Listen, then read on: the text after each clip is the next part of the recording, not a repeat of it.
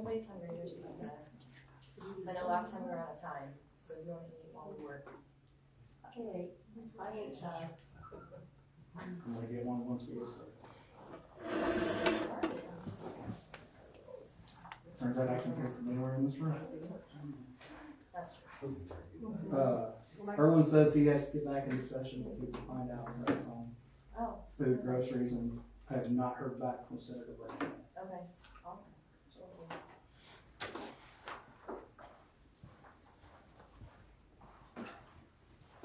Alright, at 5 o'clock, go ahead and call the council work session for Monday, February 9th, 2026 to order. Can I get a roll call, please?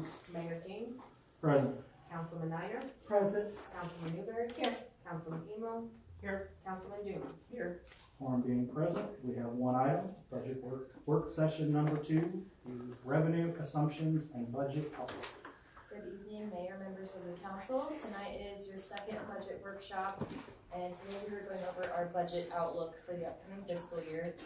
So before we get into the numbers, I kind of just want to walk you through where we're at in the budget process and kind of how this all works together. So this just kind of breaks out the steps that we go through as we start preparing the upcoming fiscal year budget. So our first steps are that we forecast the revenue of what we think those revenues are going to come in at the next year. We then look through our expenditures and we make our assumptions based on costs that we know we're going to see. And then we put together what we call base budgets, which are business as usual. So those three things are what we're going to talk about tonight. After we do our base budgets, we then look at all of the funding requests that we have from departments, council members, etc. And then we prioritize our spending based on what our available funds are. So number 4 and number 5 will be what we talk about in the next budget workshop, but 1 through 3 is what we're going to walk through today. So Amy's going to go through our major revenue sources and the assumptions that we're making about revenue for the upcoming year. Okay. So we'll start off just talking briefly about our major revenue sources. I kind of stated what they were last work session, but they are like sales tax, which is within 5 funds. We have property tax, which is overall for 5 funds. Your franchise fees, which is just in your general fund. And then other revenue, which includes smaller revenue streams, plus like our interest income and stuff at the bank. Within this, you can see where this does not include water sewer on this form. It's just our sales tax, property, franchise, and other. You can see what makes up most of our revenue is sales tax at 33.7% overall within the funds. Your property tax is around 28%, and then your franchise fees are 13%. Your other revenue right now is at 25% over the overall budget. The next ones we did like a 5-year trend. The first one, how we come up kind of with our revenue assumptions is we do take this is overall over not just the general fund, but all the funds that have sales tax. You can see it does increase, but then it starts becoming stagnant after that, as sales tax is pretty much stagnant. And these are voter-approved sales tax that we have for the general fund, transportation, parks, stormwater, capital improvement sales tax, and then the pool capital improvement sales tax. So our number for I apologize, yes. I'm used to it over here. No, you're good. What we anticipate or propose for next year for sales tax overall is the $2,538,672 overall sales tax funds. Which is a 1% increase over the estimated fiscal year end this year. The next slide is our property tax, which is real estate and personal property. That's over 5 funds. That's our levy that we bring forth to have you guys approve in August to set the rates for this coming year's property tax. As you can see, it has increased each year, mainly because of like new construction in town. We do have a slight decrease in our budget for this next year, and we have it related to the Senate Bill number 3, which we will discuss later in one of our slides. Excuse me.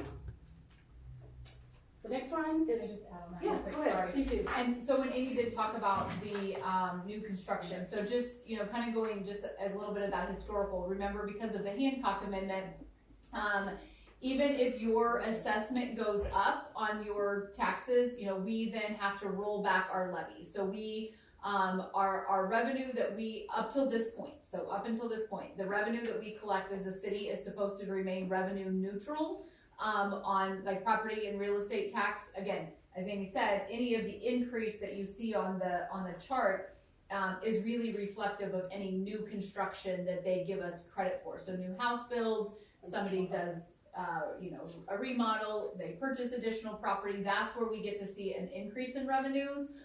It's not just because you had your property reassessed and your assessment goes up, again, then we have to roll back our levy. That's how it's always been because of the Missouri Hancock Amendment that doesn't allow, for those tax increases.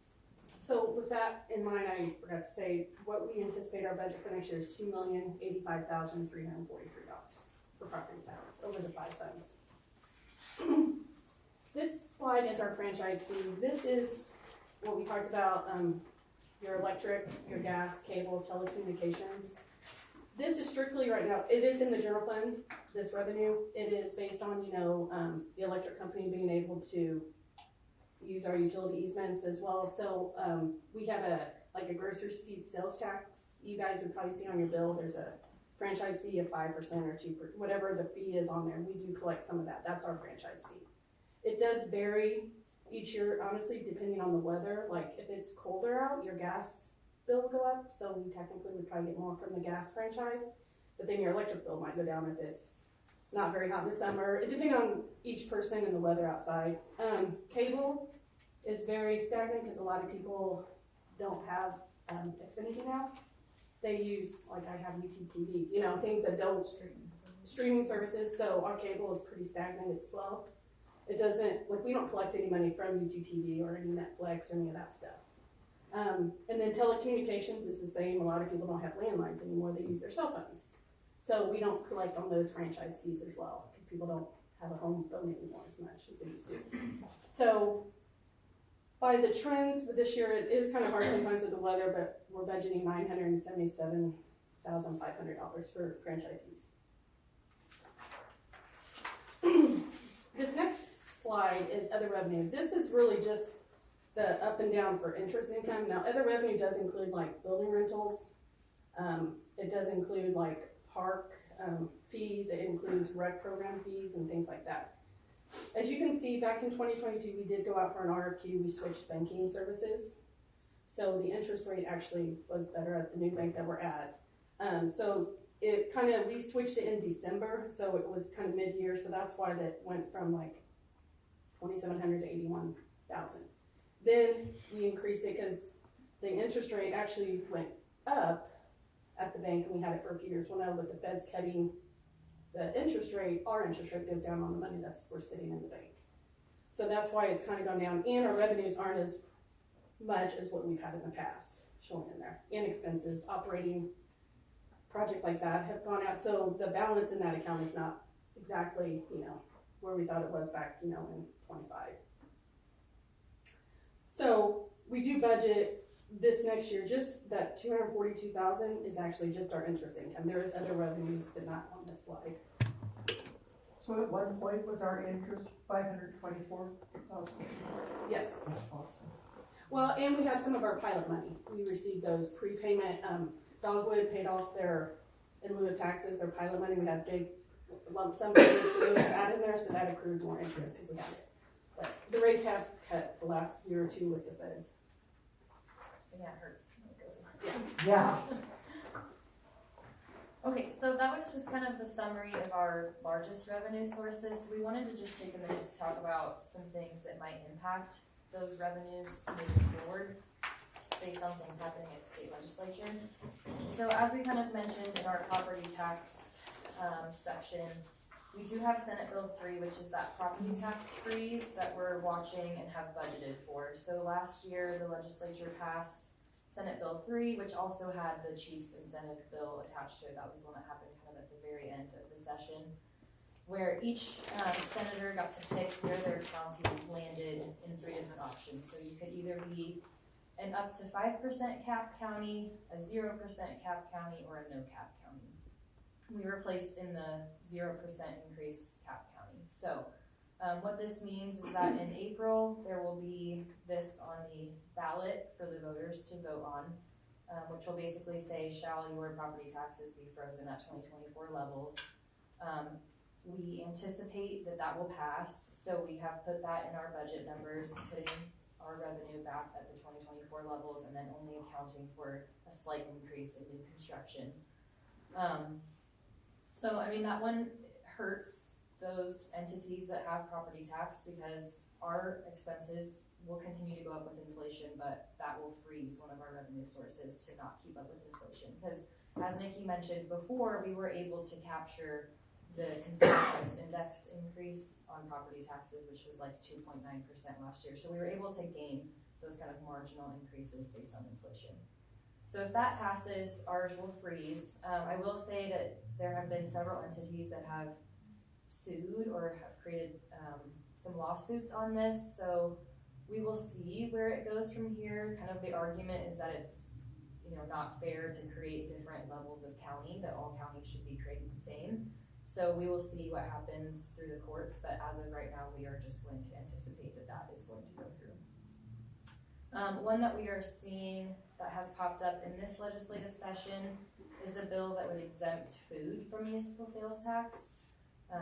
And as you can imagine, food is a big portion of our sales tax in this community, so that would hurt us significantly.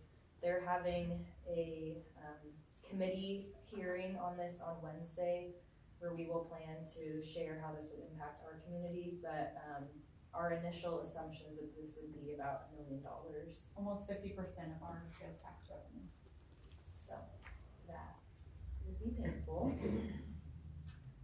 But I mean, that has a lot of steps that it would have to go through to get out of committee and then through both chambers, but that's something that we're watching. Do they feel like that's might possibly pass them? I mean, move forward? Well, we're trying to see, I've got some conversations going. I don't know if this is going to be all food, groceries, some types of food, not others, like currently they have the, what's the word I'm looking for? The lower sales tax on certain items at the grocery store, basic essentials. That's already out there. It may just go to that totally for all grocery sales. We don't know. If it's food, that will also include restaurants. Well, I knew it Casey's. included restaurants, but my understanding was it didn't include, like, go to the grocery store, but I might be wrong. That would be helpful. Yeah, right now the language just says food, Right. it doesn't specify, so we have some questions. But historically, when it has been brought up, it was for All food. groceries, yes. Groceries. And so it would be detrimental. As Kristen said though, I mean, again, a lot will come. I mean, it's still very early on. However, this is not the first time this has come up. I mean, to my knowledge, I mean, we're probably on about year 5 of this being presented.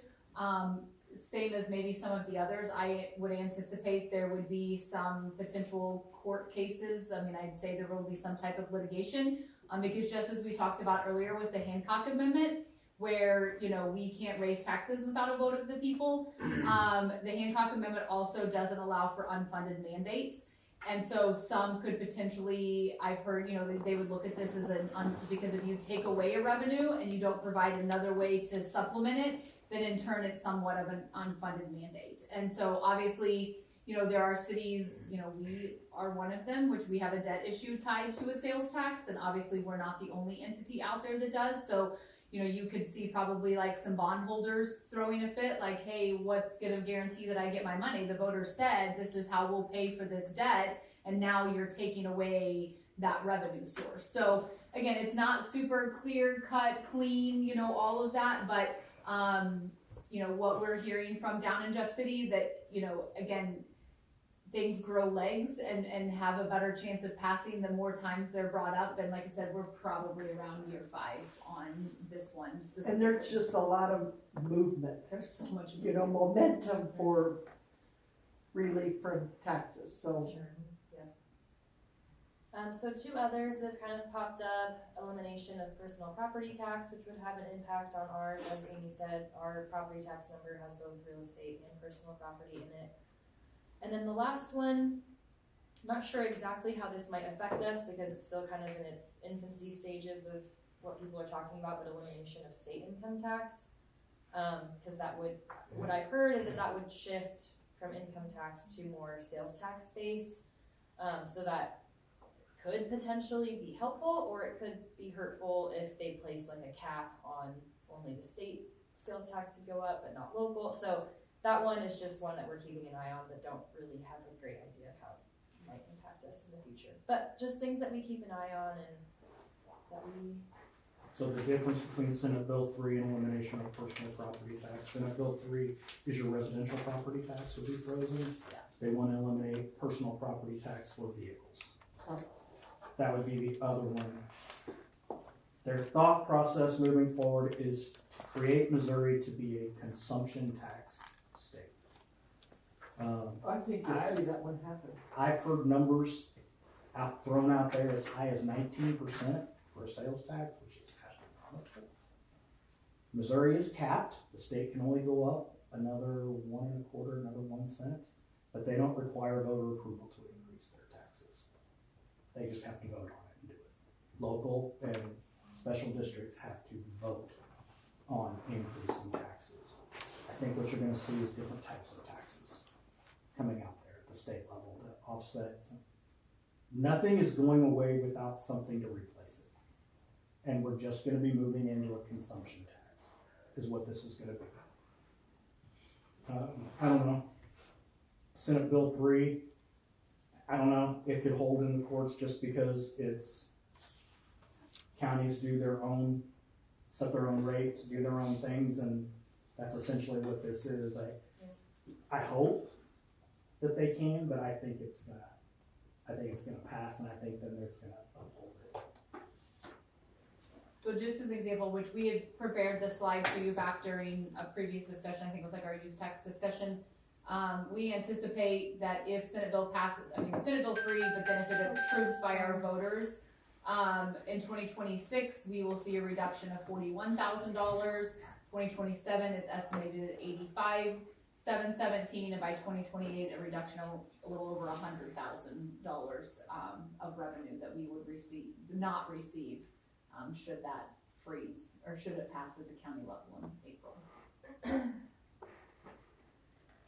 Okay, so we've gone through kind of our revenue assumptions, so now the other piece of the puzzle is the expenditure assumptions, so Amy's going to talk us through that.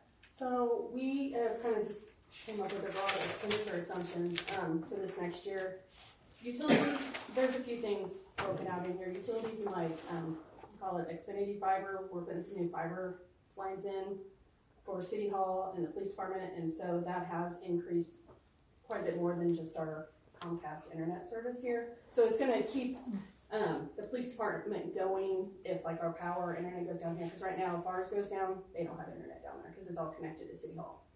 So I think that's the biggest part. I don't know, you guys could probably talk more about that fiber line. And then it will increase because we're gonna have internet over at the new animal shelter as well.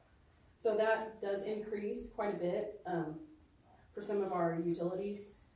We do have in the base budget right now a 3% cost of living adjustment across the board for employees. Health insurance, we estimated around a 4% increase. We don't have that exact yet number because I think they decide mid-February kind of what their rates are going to be at Midwest NPR, and then we'll know.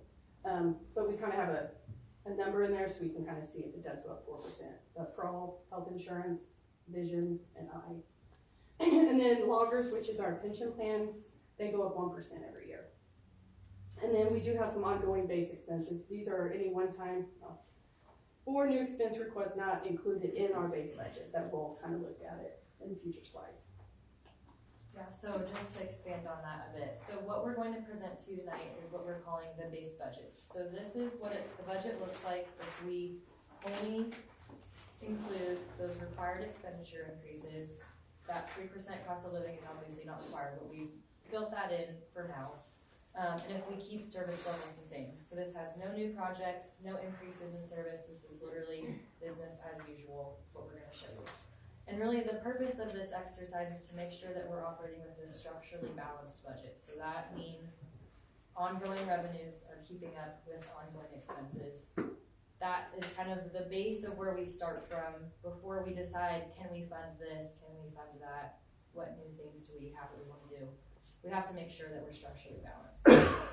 So before we jump into those, I just want to make sure that we're hitting on kind of what the best practices are for budget.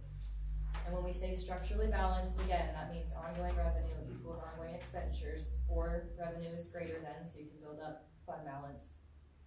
And when we talk about using fund balance, that really the goal is to only use it for emergencies or planned one-time expenditures. So if there's something that we want to do, maybe we've been saving up for it in our fund balance so that we can use that money that way.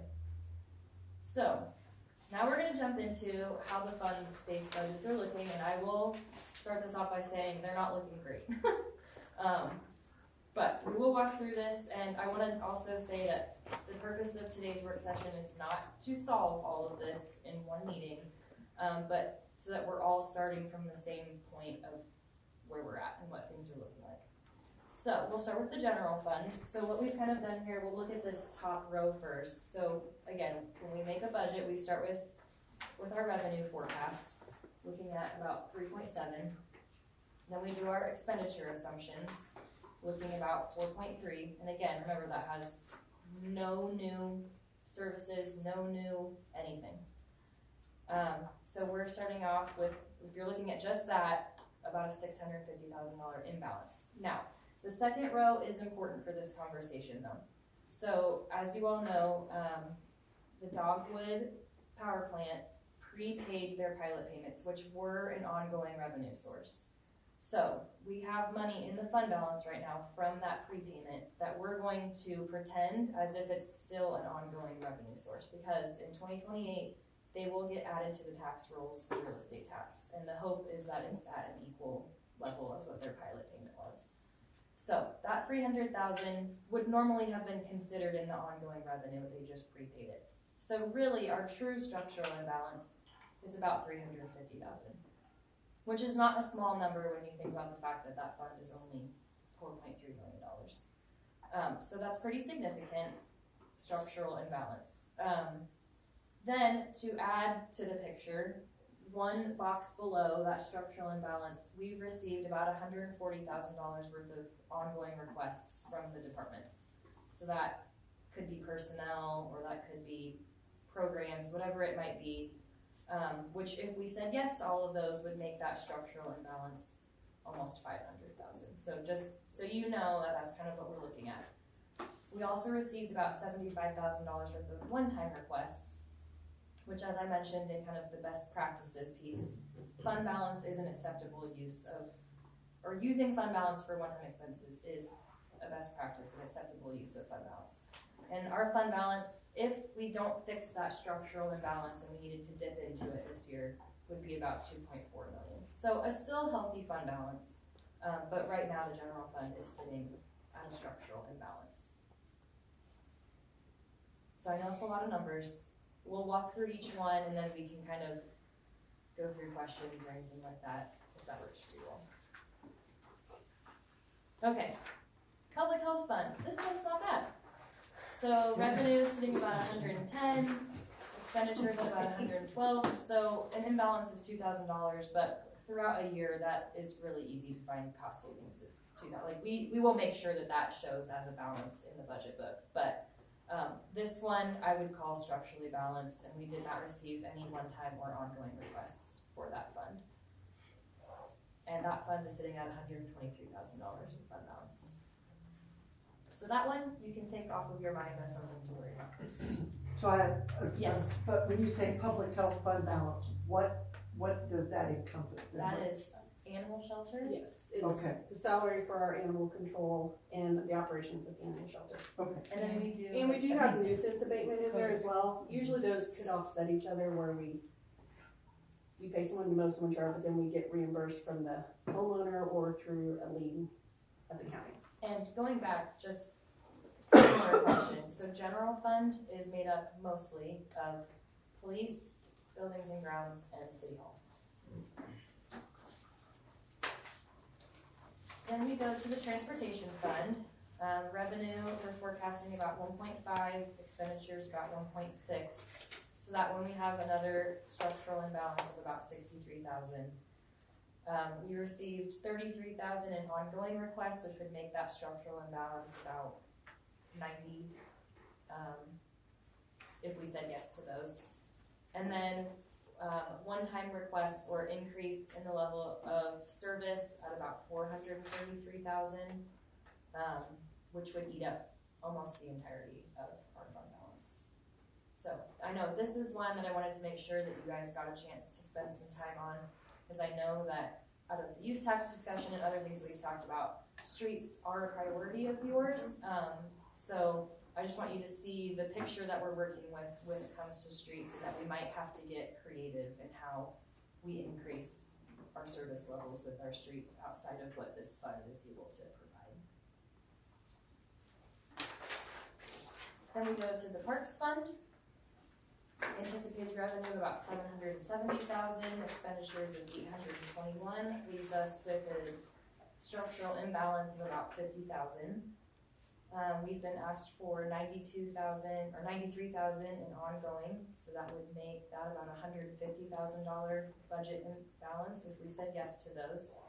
And then one-time requests of 37,500, which would again kind of decimate our fund balance at that point. So that fund balance has continued to go down over the last several years, to a point where I think pretty soon we will be below what our policy is of an 8% fund balance. So this is another fund that we need to spend some time on figuring out how we keep it sustainable, especially from that conversation we had in our last budget work session about ensuring that we're able to maintain all of these improvements that we've made.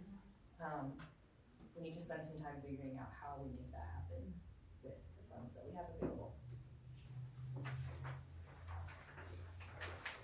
All right, now we're on to the water sewer fund. And as you'll remember, this fund is, most of the revenue here are charges for services, so the utility rates that we charge for both water and sewer. Revenue at 5.6, expenditures at 5.9 leaves us with a structural imbalance of about $310,000. There were not many requests in this fund, but ongoing of 20 and one time of 15. If we did nothing, so if we did not raise rates and we did not cut anything out of this fund, we would also decimate this fund balance. So This is really depressing. I told you this is not going to be fun. But this is why it's important to have these conversations and have these budget outlooks so that we know what we're working with. So I think, at the end of this presentation, we'll kind of talk about what your thoughts are on if we want to raise rates or cut the level of service that we're doing, which is hard with all that we have going on with infrastructure. But that's what it's looking like right now if we did absolutely nothing. So then just to summarize it all for you, have an imbalance in all but one fund, which is the public health fund. And then we're also showing here what our fund balance numbers are if we use fund balance to offset these imbalances this year. So I'm going to stop there for just a second and ask what questions you have. Does this make sense? It makes sense. Not pretty, but it makes sense. I mean, it's tough. It's exactly what we all experience as human beings with our own budgets at home, right? Like the cost of living continues to increase. And when the revenue that we receive does not continue to increase, we find ourselves where those lines start crossing and now our expenditures have outpaced our revenue and we can't keep up. So we're gonna have to do something. And so that's kind of what my discussion questions are for tonight, is kind of getting your feelings on how we want to handle things moving forward. One thing I forgot to mention on the general fund, and I guess all of the sales tax funds, we had kind of started dipping into fund balance, or allowing ourselves to dip into fund balance with this imbalance, knowing that the Pleasant Hill Market-based project would increase our sales tax revenues at some point. So my first question to you all is, are we comfortable with utilizing fund balance for another year, knowing that hopefully the impact of that project will bring in sales tax revenue to hopefully cover these imbalances. I still need to talk to the financial advisors that did that fiscal impact report and just kind of see where they thought we were going to end up. But that's moving forward on that assumption.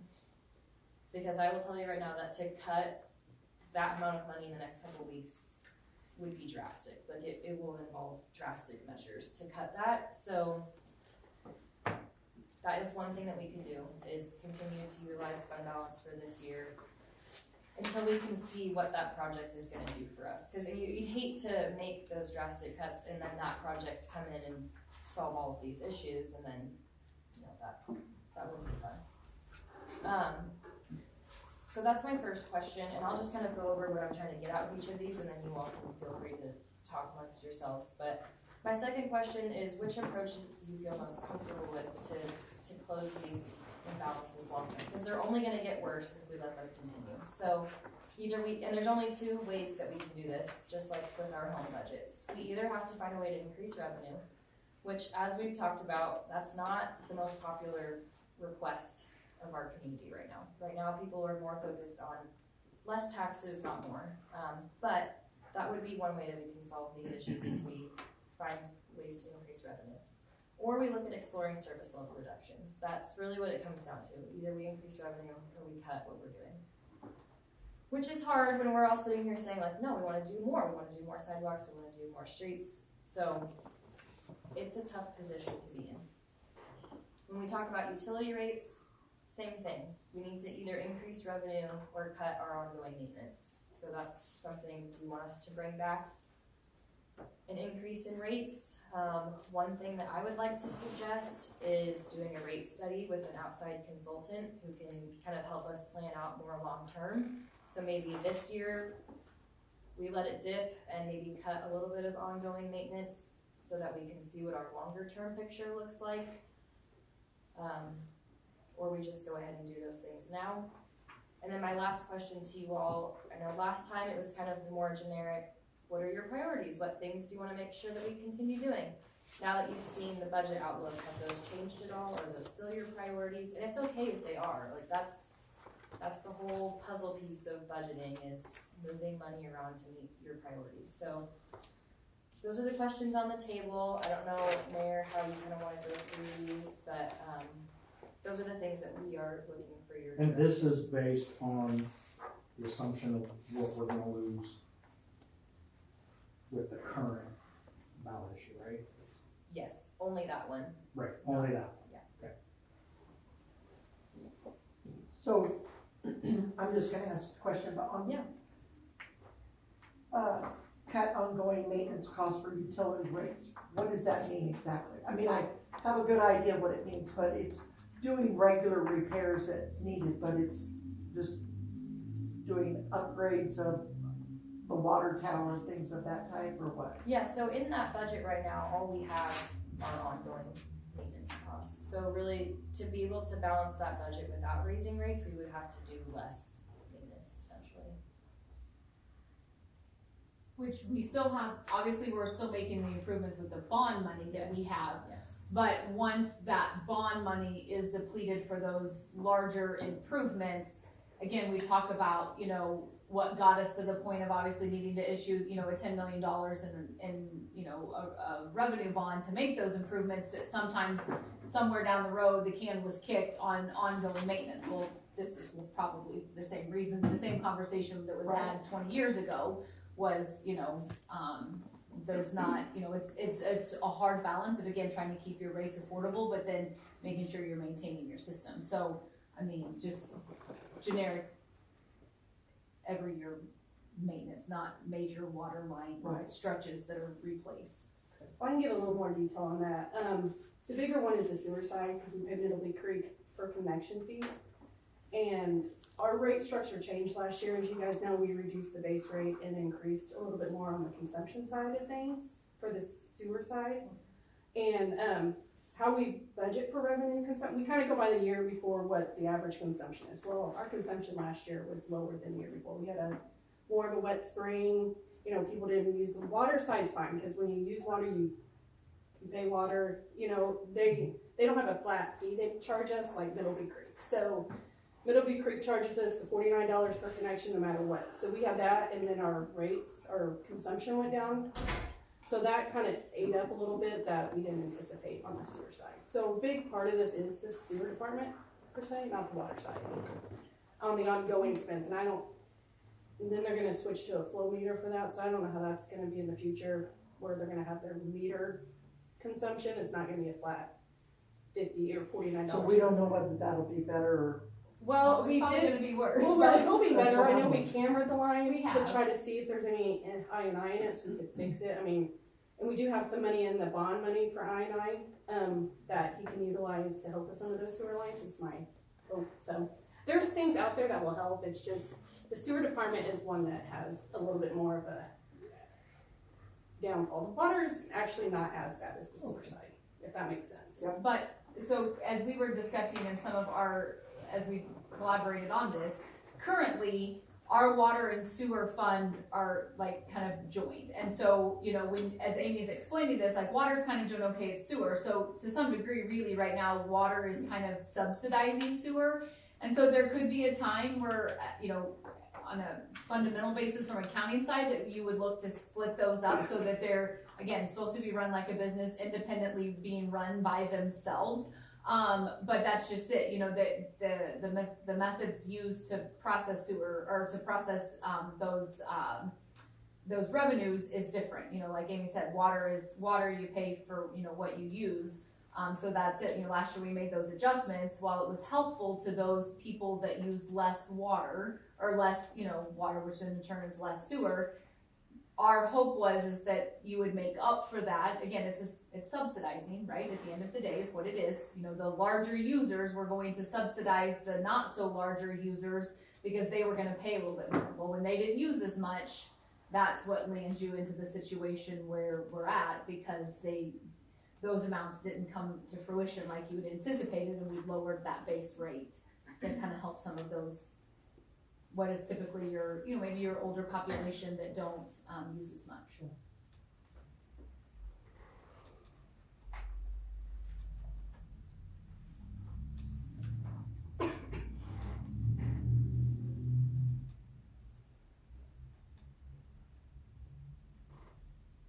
Well, I'll go first. I'm a little hesitant to dip into the, fund balance reserve. Are there ways to see what the ongoing request for each department is and the one-time request? Can we see what those are? or- Yeah, we were gonna do that at the next meeting. Okay. Kind of go through those and prioritize.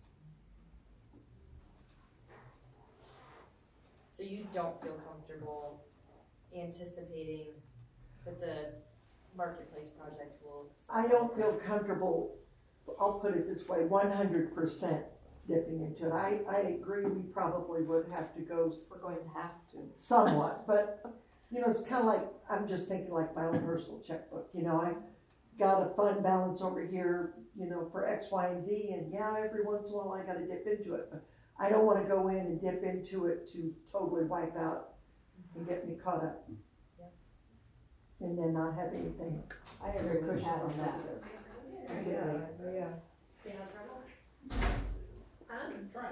But definitely looking at each request, because I know the departments needs and want stuff. Now, there are things on their request on capital items that they brought to us, but that's actually kind of its own separate sales tax. I mean, that's not in these though. Yeah, so we also have that problem where we can fund one-time stuff Mhm. much easier than we can fund ongoing. But yeah, I mean, the dip into fund balance will happen unless we cut, even without saying this, any of the requests. Yeah, these imbalances that you're seeing are before any of the requests are sitting Okay. into. Put a little different light on it.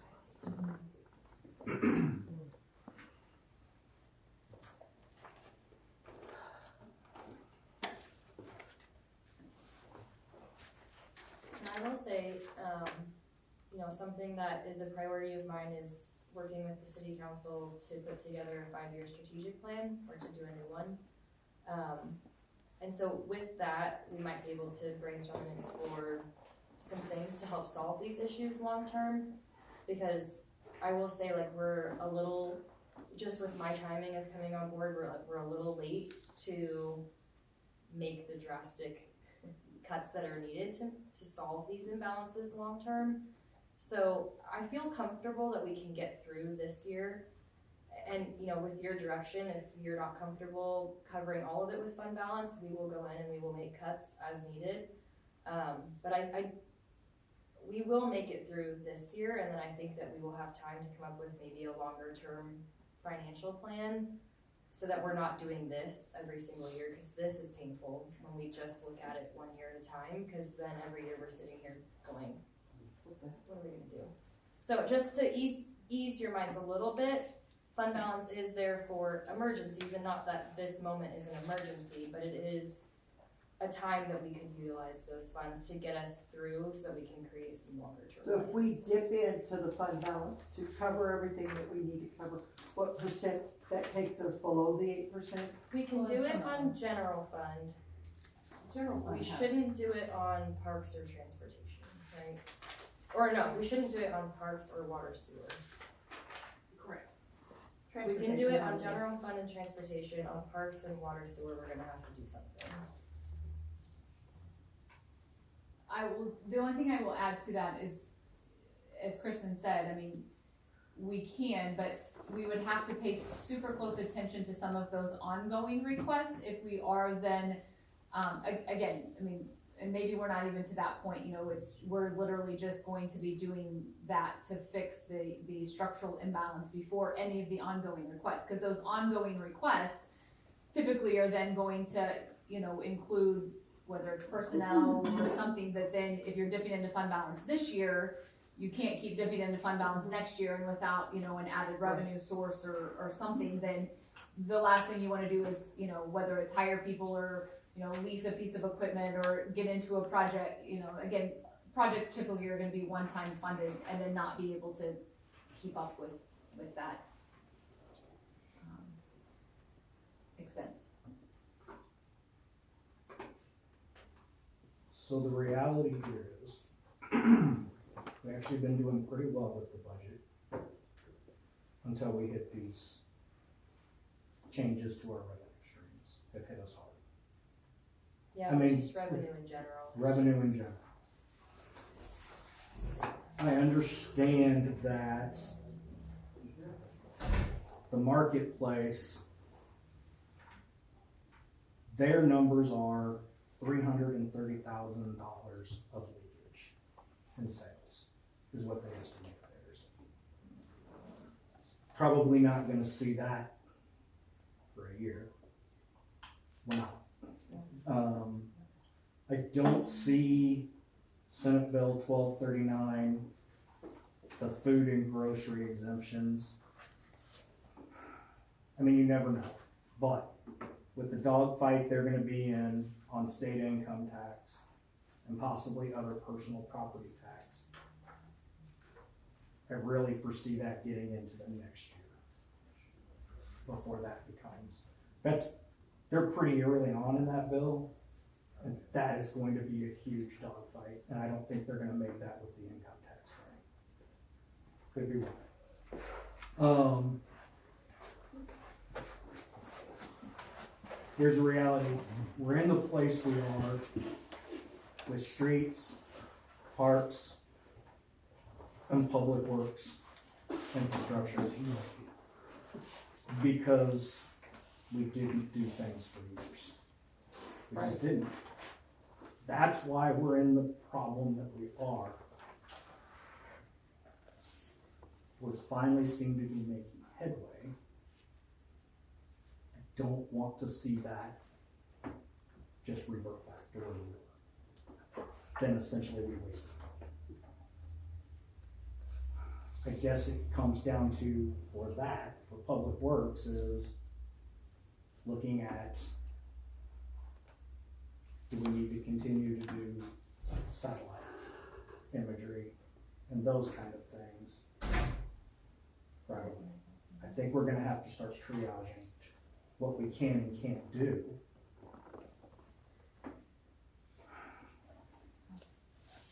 We just can't cut. Now, the other reason we got where we were with water and sewer is because we continued to absorb costs to not raise bills. That has just been it's what they did in the past, and we've had to make some of those changes. What are we seeing is that issue because our costs from those we get services from have increased? Is that what that is? I mean, we have to meet increase with increase, unfortunately. We can't subsidize loss. We can't. It's still taxpayers' money. You can't subsidize loss.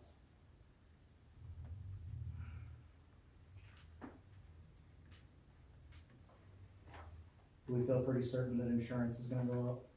Didn't it go up 4% last year? It didn't go at all. It didn't go up at all last For year. a few years.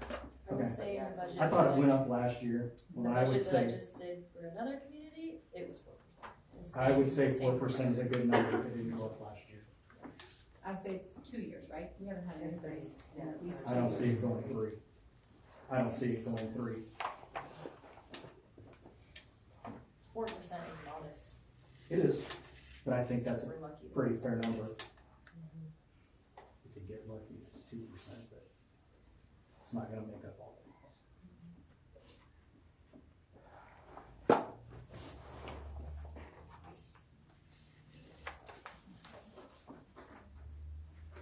I'd say we're probably gonna have to dip into the fund balance, but we're gonna have to take a hard look at our ongoing, Yeah, pick and choose what.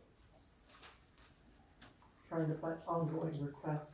Yeah, and I think that will be a really important aspect of the strategic planning is really deciding like what are we gonna focus on because it can't be everything.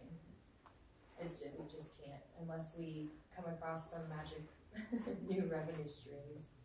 Which there are things that we're not currently collecting that we could look at doing, but we need to be strategic in how we do that. Because the last thing we wanna do is go out for a new tax or something for something new that doesn't fix any of these issues. That's a hard story to explain also to the public, so. Yeah, sorry. Yeah, this was depressing and I needed to go. So yeah, I told you I should have brought friends. Any other thoughts that we can take back as we start? So like I said, next workshop will be kind of going over those capital requests, which have their own funding source, so that's outside of any of these numbers. So that will be a more positive conversation. And then we'll share with you kind of what those department requests were so we can start prioritizing. And how soon do we have to get this budget finalized then? It's an April 1 budget, so whatever that second A long meeting. time out. Second time in March. No, so I'm that's why I just was wondering saying if we have Friday. enough work sessions planned for it. We should, I mean, we should, theoretically, if we get the feedback that we need. But yeah, that's why I was saying, like, there's not a whole lot of time left to go and slash. Like, I mean, I've gone through every line item in this budget, and there is not fluff. I can say that confidently, that there is not extra stuff. So it will be drastic to make those cuts in a couple weeks' time. I think that the rule that you always have to abide by is we don't bring on staff just to lay them off a year later. I dislike that. But we're going to also, I think, bringing on staff, there are needs, and there are times that it has to happen and needs to happen.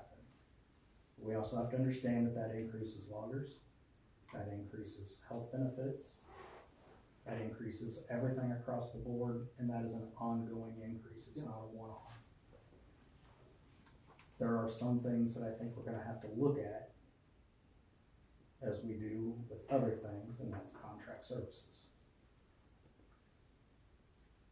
Because yes, it's an annual increase, but we may not have to then see that increase in loggers and insurance and different places like that. there's risk with that. You don't have the oversight that we have. We're not training people to do jobs, we're paying someone else to do it. And there are problems with that. Those are things we're going to have to look at and be smart with.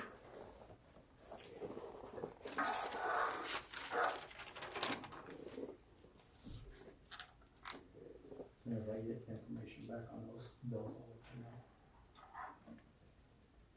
Sounds like they were all headed back into session. My last comment will be that this is not a unique issue to Pleasanton. This has been all three communities that I've been in. Every single year, we're cutting the budget. It's just an unfortunate circumstance in that the revenues just are not keeping up with how quickly inflation is rising. So don't feel like this is anything that someone did wrong or that we've been doing wrong. It's just, it's the reality of the world that we're living in right now, and so we're just gonna have to adapt. At some point, we can't just let it continue to go on, so we're starting to reach that point.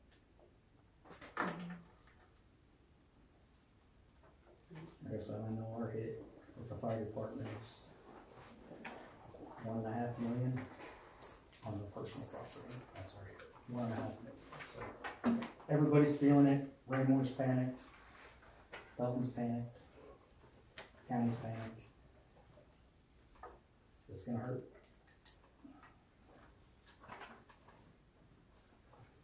Anything else? Any more good news? I've done enough. If we raise water, does that have to go to on the ballot to vote, or that's No. just something we do? It's a It's a- public yeah. hearing. We'll have a public hearing the first meeting in March. And it's sewer, not water that we're. Yeah. The public hearings on sewer statutorily, it's just sewer that has to have a public hearing for their rates. But ultimately on rates in general, that is a decision by the elected body. It doesn't have to go to the voters.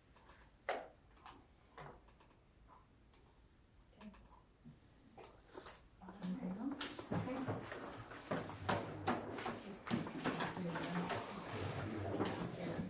I'm so sorry. I was gonna run over you. Oh, need a motion to adjourn. So moved. Second. All in favor, say aye. Aye. We're adjourned.